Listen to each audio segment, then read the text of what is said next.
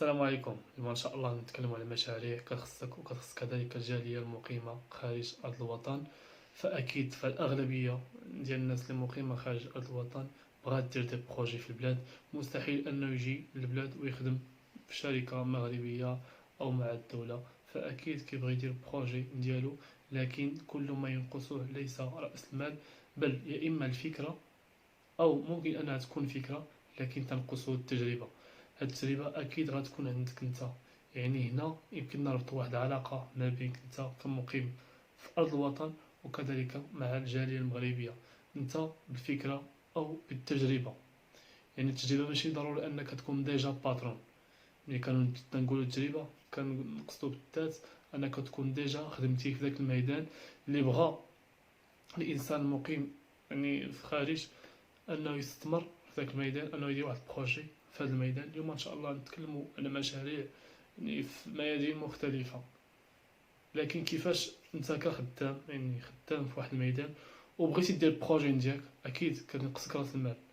كيفاش غادي نوصل الميساج ديالي وغادي نبين الكفاءات ديالي والقدرات ديال الانسان باش انني نستثمر معاه، او تكون واحد النسبه ديال الربح من هذا المشروع ان شاء الله.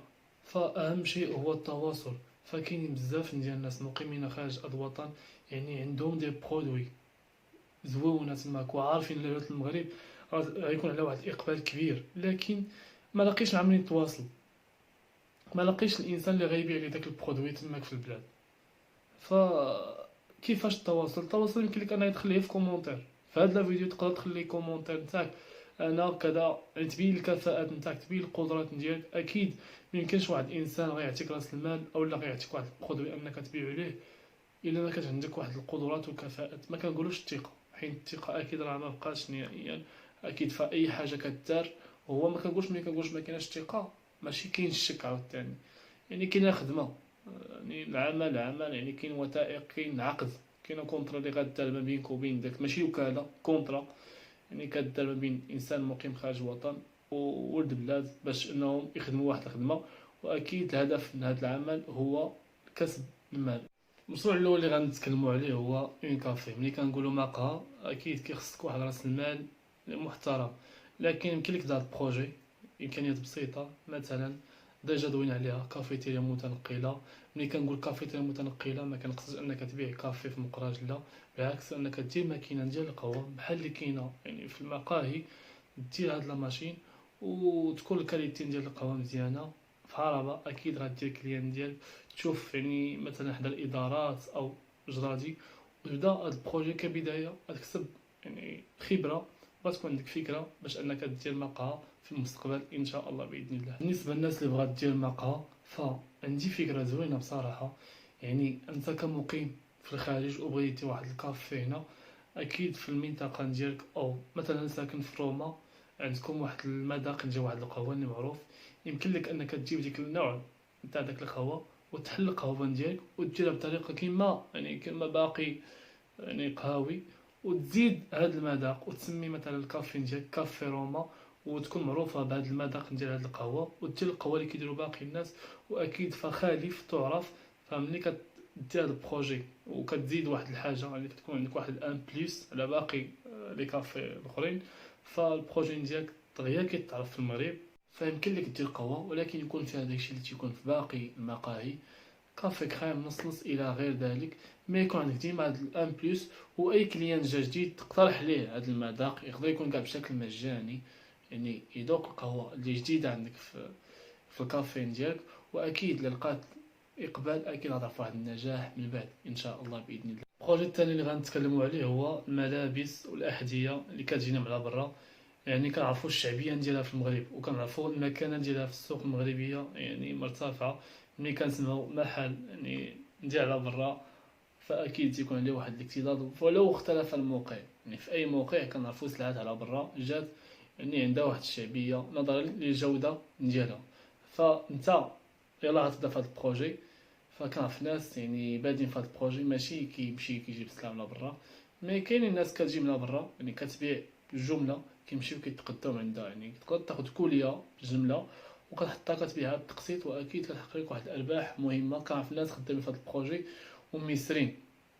لكن بالنسبة للإنسان اللي عنده محل مثلا، عندك محل خاوي غير مستغل، اللي ما مستغلوش، واكثر اللي كنلقاو في الكومونتير عندهم محلات وبيديروا واحد البروجي. انا كنصيحه مني انك دير تقول انني عندي محل وبغيت ندير فيه واحد البروجي، خاصني واحد المستثمر. فيمكن لك انك يكون واحد التواصل ما بينك وبين انسان مقيم خارج الوطن، عندهم سلعه بواحد الاثمنه بسيطه جدا، جديده او مستعمله، كيكون واحد الثمن بسيط. عندهم بلاك فريداي، يعني كاينين يعني واحد العروض باش انه ياخذ واحد السلعه بالجمله ويعطيها لك انت تبيعها في المحل، اكيد مقابل يعني 50% ديال الارباح. فبروجي زوين. فحاول انك يكون واحد التواصل ما بينك وما بين الناس اللي مقيمين يعني في الخارج. فبزاف ديال الناس كنعرفوهم كيجيو من تماك، يعني كيجيبوا الطوموبيلات نتاعهم كيخليو خدامين تماك وكيجيو كيخدموا هاد البروجي في المغرب. كتلقاه كيجلس واحد الفتره ديال الشهر كيبيع فيها وكيمشي. علاش ما تكونش يعني فتره ديال السنه كامله ويكون واحد الاتفاق ما بينك وبينهم ان شاء الله. مشروع اخر غنتكلموا عليه هو محل بيتزا. فاكيد هذا المشروع ولا عليه اقبال كبير، يعني خصوصا في السنوات الاخيره في المغرب ولا عليه واحد الاقبال اللي كبير جدا. لكن للاسف يعني اكثر المحلات اللي كدير هذا النوع ديال البيتزا يعني ما كتكونش واحد المذاق اللي بغينا حنا. فقليل ملي كنلقاو واحد البيتزا اللي عندها واحد المذاق اللي زوين، صراحه قليل جدا. خصوصا انا ساكن في مراكش وكتعرفوا مراكش معروفه بالاكل، لكن قليل ملي كنلقاو واحد المحل اللي فيه بيتزا اللي زويونه.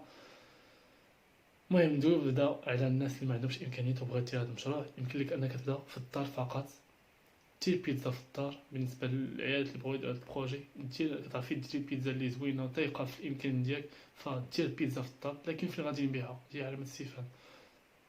يمكن لك انك تبدا بالمخبزات، يعني دير البروجي ديالك تصاوبو في الدار، يعني تبدا بامكانيات بسيطه، فران بسيط الى غير ذلك، وتبيع يعني هاد البيتزا تباع في المخبزات. فاكيد فهي عليها اقبال كبير. لكن كنصيحه مني، يعني كنشوف هاد الغلط كيديروها بزاف ديال الناس، كيديروا هاد البروجي مي كيبيعوها بالقطع. هذا هو الخطا اللي كيديروا بزاف ديال الناس، كتباع ديك البيتزا بالقطع. انا كنصيحه مني انك تاخذ، يعني كاين الكارطون ديالها كاين الى غير ذلك، تاخذ هاد البيتزا يعني تكون صغيره ودار تكون واحد الكاليتي اللي زوينه، اكيد فهي غتخاد دار البروجي ان شاء الله هي في الدار. واكيد ملي عندك شي حاجه، عندك شي مذاق زوين، اكيد كتلقى اي حاجه الا كانت واحد الجوده مزيانه الا وكتلقى واحد الاقبال اللي كبير. بالنسبه للناس اللي بغات دير محل كمقيم يعني في الخارج او في بلاد وبغيتي دير هذا المحل، بالنسبه للناس المقيمين في الخارج وبغيتي دير هذا المحل، فاكيد هما تكون عندهم ديجا تجربه، يكونوا عارفين الناس. فاذا كان عندك، الا كنتي عندك هذا الميدان او كتعرف انسان في هذا الميدان اللي كيصنع البيتزا، لا باس انك تجي للمغرب تجلس فيه واحد الشهر ديال الكونجي ديالك وتفرغ المشروع ديالك. يعني قوى بالحرفه تخليهم في المشروع ديالك، اكيد اللي ان شاء الله غادي يلقاو واحد الاقبال اللي كبير مستقبلا. مثلا كتعرف محل اللي عندهم يعني واحد البيتزا اللي عليها اقبال كبير نظرا للمذاق ديالها او الجوده ديالها، ما فيها باس انك تسول على الوصفان ديالها، يعني تسول على اسرار المهنه. واخا صعيب ان شي واحد يعطيك سر المهنه، مي تحاول واكيد ان شاء الله توصل للمبتغى ديالك. مشروع اخر غنتكلموا عليه هو مشروع بيع الهواتف والحواسيب النقاله، اللي مشروع مربح جدا بالنسبه للناس اللي ما عندهمش امكانيات باش انه يبدا هذا البروجي. فيمكن لك انك تبدا بامكانيات بسيطه جدا. فعندنا مثلا في مراكش واحد البلاصه يعني معروفه ببيع الهواتف المستعمله، بصراحه كيحققوا بها واحد الارباح مهمه جدا. كنعرف الناس اللي داروا هذا البروجي وحلوا محلات كبار ديالهم. لكن انت درت هذا البروجي ما يمكنلكش انك ولو كيحقق لك ارباح، ما يمكنلكش انك تبقى فقط في هذا البروجي. دائما فكر في التطور، دائما فكر في المحل، حيت المحل هو اللي كيخلي لك الكليان ديالك فيكس. المحل هو اللي كيضمن لك يعني انك تخدم بكرامتك بصراحه. ولو انك كتخدم في ذاك المحل، لكن كاين شي واحد الفتره ديال الحمله مثلا اللي كيفرضوا عليك انك تحيد من ديك البلاصه. فنعطيكم الطريقه باش انك تبدا هذا البروجي ديالك ان شاء الله في اي بروجي. ولو انك بغيت تبدا، يعني ما كنقولكش انا ما ديرش، لا دير المشروع ديالك، بغيت تبدا بامكانيات بسيطه دير المشروع ديالك. لكن دائما فكر في التطور، دائما فكر في المحل. هذا هو الميساج اللي بغيت نوصل لك. المهم بالنسبه للناس اللي بدا بامكانيات يعني بامكانيات بسيطه، يمكن لك تبدا بروجي ديالك دير طبله معروفه، دير طبله وتبيع فيها الهواتف مستعمله. اكيد غيجيو عندك ناس اللي غيبيعوا لك يعني التليفون ديجا مستعمل وياخذ، يعني ما يدير ريبريز معاك او هي تكون حريفي. وكذلك حذاري يعني اي انسان يعني شكيتي فيه انه جاي لك يعني هاتف مستعمل وشكيتي في ذاك الهاتف، فكنصحك انك ما تاخذوش من عنده. بيع الهواتف المستعمله كيحقق لك واحد الارباح. ملي كنقولوا بيع الهواتف المستعمله، اكيد غتبيع الهواتف المستعمله، غتبيع يعني جميع لوازم لي زاكسيسوار ديال التليفون، كذلك غتبيع الحواسيب المستعمله، فاكيد فهو كيحقق لك واحد الارباح اللي مهمه جدا. غتبيع في افيتو، غتبيع في يعني في مواقع التواصل الاجتماعي، عطا الله فين غتبيع. هي السر في البروجي ديالك ان شاء الله. واكيد اهم شيء هو انك دير واحد يعني دير واحد كيف كنسمي واحد الطبله، والطبله اللي معروفه ديال الزاج، وكدير فيها يعني يعني الهواتف اللي عندك، وكيتيسر في البروجي ديالك. بالنسبه للناس اللي بغات دير محل، فبروجي اللي زوين ملي كدير المحل يعني يمكن لك تضيف على بيع الهواتف، تضيف الهواتف المستعمله ودير الهواتف الجديده، ودير كذلك الحواسب المستعمله. يعني دائما المستعمل الجديد فهو كيحقق لك واحد الارباح مهمه. وتضيف كذلك على المشروع نتاعك الريباراسيون، يعني ما يكونش المحل ديالك فقط البيع والشراء، فكذلك تزاد اصلاح الهواتف واصلاح، يعني اما دير واحد الخدام اللي عنده واحد اكسبيريونس في اصلاح الهواتف ديجا قاري لهذا البروجي. اللي كنصح الناس اللي عندهم يعني الناس اللي عندهم اكسبيريونس ديجا خدموا في الريباراسيون، يخلي كومونتير يقول انا راه يعرف براسو. المهم انا كتخلي واحد الميساج، يقدر يجي واحد الانسان اللي بغى يدير هذا البروجي ويشوف الميساج نتاعك ويتواصل معك. يمكن لك تبدا في الطبله كبدايه، لكن ضروري انك دير محل. ديجا خدمت في هذا البروجي وعارف الطبله شحال كتعطيك كحد اقصى، يعني يمكن لك توصل حتى ل 300 درهم في اليوم كحد اقصى، لكن المحل فاكيد كيعطيك واحد نسبه الربح اللي مرتفعه جدا. ديجا خدمت مع اخ بدر اللي كنوجه ليه التحيه، يعني واحد الانسان مقيم يعني في الخارج، وكان بغاني انني نخدم معاه في هذا البروجي، ومن بعد يمشي هو اللي خدمته ونبقى انا في المحل ديالو. لكن لحكم يعني عدم التجربه ديال ديك الساعات، وكانت 18 سنه، فما قدرتش انني بصراحه واجهته بالحقيقه. خدمت تعلمت الحرفه، لكن صعيب انك تاخذ مسؤوليه ديال المحل، خصوصا انه محل كريم ماشي كوني كان انه المحل يكون يعني ديالك، فما كاينش مشكل. فاللي صورتي اكيد تقسمها مع على جوج وكتكون مرتاح. لكن تيبقى تابعك الكرا، كيبقى تابعني بزاف، خاصك تجيب الفلوس ديال الكرا اول حاجه تحيدهم عليك. يعني بزاف ديال الحوايج اللي انا كنت ديك الساعه ديجا مازال صغير ومازال ما كنتش هاد المسؤوليه بصراحه. فاكيد ما توقعش في الغلط اللي ديجا كنت وقعت فيه. اكيد ليست تجربه بالعمر، فكنعرف الناس عندهم يعني 20 عام وبداو في بروجي ديالهم، وناس مع احترامي لهم عندهم 45، فاكثرهم مازال خايف انه يدير بروجي، مع العلم انك اون فوا كتبدا في البروجي ديالك فوالله ربي ما يخليك. اهم شيء وغنبقى دائما ناكد عليه هو الخطوه الاولى تقدر تغير بها حياتك.